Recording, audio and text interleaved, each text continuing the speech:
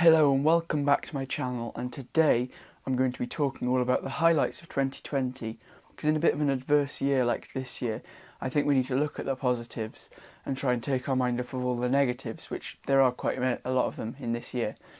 And coming up to New Year's Eve, or coming up to New Year, I think it's a good time to reflect on the year that's passed and see what has gone well, and also what hasn't gone so well, that you can sort of learn and go on the next year to do better. But today's video is all about all of the positives and highlights. So if you want some positivity and you're bored of all the negativity in the news and media, then this is the right video for you.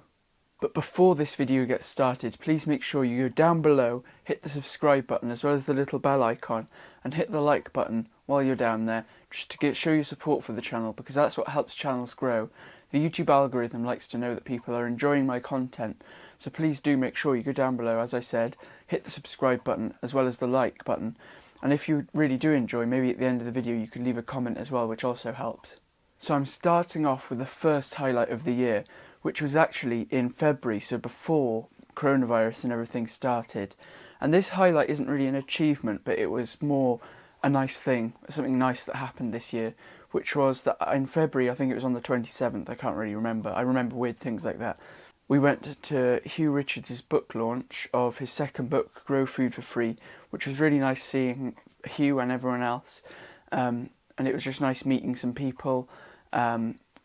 got to have a signed copy of his book as well, which was also quite exciting. And I also got to have a picture taken, which I'll put up here somewhere, with Hugh for the newspaper, and I can't remember if it actually got used in the newspaper, but I did have a photographer there, and I had a picture taken with Hugh, which was quite nice. And this is the book that we went to see the launch for, which I will link down below if you do want to get it. It's a really good book for saving money in the garden, because gardening doesn't have to be expensive. And here's the page that he signed. I got Hugh's signature and a little message up there. So you can also buy signed copies of these from Hugh's website, but I'll link the Amazon version down below. So then in March, around the 20th I think, or around that date sometime, in the UK, we went into a lockdown to try and stop the spread of coronavirus. And rather than seeing this as a drawback of not being able to go and see my friends in the summer, or go out and have nice meals out, or generally go places, I saw it as a benefit, and I saw it as a positive, and I saw that I could put more effort into my YouTube videos. But because my Gcse exams are being cancelled, and because my Gcse exams, which I should have been sitting this summer, had already been cancelled, so we were going to get the grades that our teachers think we should get, that meant that I had a lot of time on my hands, which is why through most of lockdown really I was uploading 2 or 3 videos a week to this YouTube channel, which really did grow it. And since March, around lockdown time, I've grown around maybe, I think it was 420 subscribers or over, which is a really good achievement, and I'm quite proud of that. And that's why next year, in the first half of next year, I want to get to 1,000 subscribers. So that's why it's really important that if you do enjoy my content, that you go down below and hit the subscribe button. And as well as growing in subscribers on YouTube, I also have grown in my Instagram following and my Facebook likes as well, which will be, as always, linked down below in the description, so you can go and like or follow my pages, so you can see some more posts and behind the scenes and things like that. Just as you thought that making 2 or 3 videos a week wasn't keeping me busy enough, I decided I would volunteer for a local children's charity, where I'd make them a weekly video that goes up on Wednesdays, or did go up on Wednesdays, for the children and families that they support to keep busy and learn some gardening along the way through lockdown. And they actually had some really, really good feedback, and a lot of the families and children really loved them, and I had some nice pictures of the children picking their potatoes and things like that. So that was quite a rewarding video making process, because I got to teach the next generation of gardeners. And then, just as if you thought I wasn't busy enough again, I decided I would say yes to Espresso Mushroom Company to make another weekly video for them, which also went out on Wednesdays, which was to help keep their followers and their customers busy through lockdown as well, with gardening tips and ideas. And I was very busy at this time, and I still managed to find time to myself and to be able to go for walks and bike rides and things like that. And actually, me and my family, we also found a lot of nice new walks that we hadn't really found before, because we didn't have the time in our area where we've lived for a long time. So that was quite a nice thing for lockdown, was that I also had time to put videos.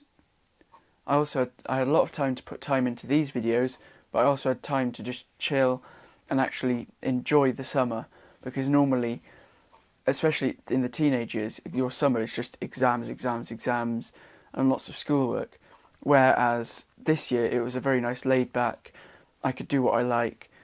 and put effort into whatever I like, and I decided to put effort into my YouTube channel, which should help me in the future.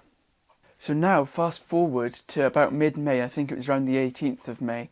which is when the start of the virtual RHS Chelsea Flower Show was. So a week before the event, I decided to email the organisers, and actually the lead organiser got back to me by emails and said that if I made a video and I released it at the start of the week, then she could try and get her team to share it on the RHS website, which actually did happen, which was very exciting. And I've got a picture that I put on the screen here somewhere, which was a picture of my video, the thumbnail of my video on an RHS website, which was quite an exciting sight for me. And that directly then meant that my video sort of went a little bit viral for the size of my channel. I think I've got about 5.2 thousand views on that video now, which is really exciting, and that's also got most of my watch time for the last year, because as you may know if you've been following me for a while, before lockdown, before I started really pushing on my YouTube channel, my YouTube uploads were very sporadic and very rare really. And then after that, in August, was sort of less to do with gardening and YouTube, but I actually got my Gcse results, which I was very pleased with, and I'll put them up on the screen if you're interested, because I sort of forgot because I've forgotten exactly what they were, but I will put them on the screen here. And they let me get into my sixth form in my school, where I'm studying geography, biology and product design at A level. So also at the end of August, I sent a BBC Gardener's World viewers video in to try and be featured on Gardener's World, and actually I didn't think anything of it when I put it in really, but about a week later, or within the week, I'd already had a phone call from a horticultural researcher saying that I was in the first shortlist, so there's 2 stages of shortlisting with them, and I'd already gotten through the first one, where they were going to give it to the producers to see if the producers liked my videos. So they got sent to editors, the editors edited it how it would be put in the programme, and the producers then said that they wanted it, and then I think it was the 11th of September, I got aired on TV, which was only a 2-minute clip, it wasn't a huge amount, but it was still very exciting when it was the first time that I'd been on a big gardening programme. I've been on a little Welsh gardening programme called Gcse Results, but I've never actually been on Gardener's World, like a big one. And I think this was quite exciting, really, seeing me on the big screen. It was also a bit weird, because normally I see myself on a phone screen or a laptop screen with YouTube videos, but I'd actually seen me on a big TV, which was also quite exciting. Which was really exciting. And it was also quite exciting that Monty Don, the really famous gardener, the main presenter of Gardener's World, speaking and saying how much he liked my video. And I'll put a clip of this Gardener's World video in now. Hello everyone, and my name's Owen, and here's Alfie, my dog. And what I'm going to be speaking about today is my Wormery compost bin. This has got worms called tiger worms in it, and I use this to get rid of all our food scraps. And this is a really efficient way of doing it, and it makes a really good compost called Wormery Compost. And I use this to feed the soil where I'm growing my runner beans this year. And what you do is you do a layer, so you do a layer of food waste, then you do about 2 inches of dampened and shredded up newspaper. And another useful product that you get from these wormeries is something called worm tea or worm juice. And as disgusting as it sounds, it's a liquid that comes out the tap on my wormery, and you can dilute it with water to feed things like maybe tomatoes. Alfie likes to help me thin the apples, and then he lies down in the sun next to them. And something else that I like to do is upcycle and use reclaimed materials. So here I've got my greenhouse, which I only spent about £20 on it, because all I bought was the end pieces, which is sort of a webbed or knitted polytunnel fabric, and on hinges and screws. And then the rest is all pallet wood, old fence posts. We've even got our old coffee table, there's a back on it. And we've also got those, which are the door handles, which is an old Fatsia branch, which I dried out, and then I made into a cool, rustic-looking door handle. And now, fast forward to a few weeks ago, actually, which was, I think it was towards the end of November,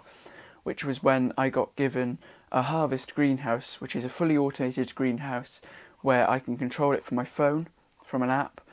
And this greenhouse waters itself, and it also has moisture testers and things like that, and I can control and set timers and things like that all from my phone. And this was kindly given to me for free to test out and to pilot it basically by Harvest themselves, who are quite local to me. And this was really exciting because this is the first proper free product I've been given to try out and make videos about. So you may have seen my last video was actually about my Harvest greenhouse, but there will be much more coming in the future, especially not specifically to do with Harvest, but about planting into a controlled environment and things like that. And lastly, Tuesday last week, I turned 17, which means I can legally learn to drive in the UK, which will add a lot of freedom and mean I can travel around and maybe even make some more videos with other gardening people who are in my locality. So there is a chance and a slight possibility of more collaborations coming in the future, and especially when coronavirus is gone completely, which hopefully will be soon, but who knows. So thank you very much for watching this video, and before you go, I'd just like to make sure that you've subscribed down below, and also, if you did enjoy this video, please share this video with your friends to share the joy of gardening. Thank you for watching, and I'll see you in the new year.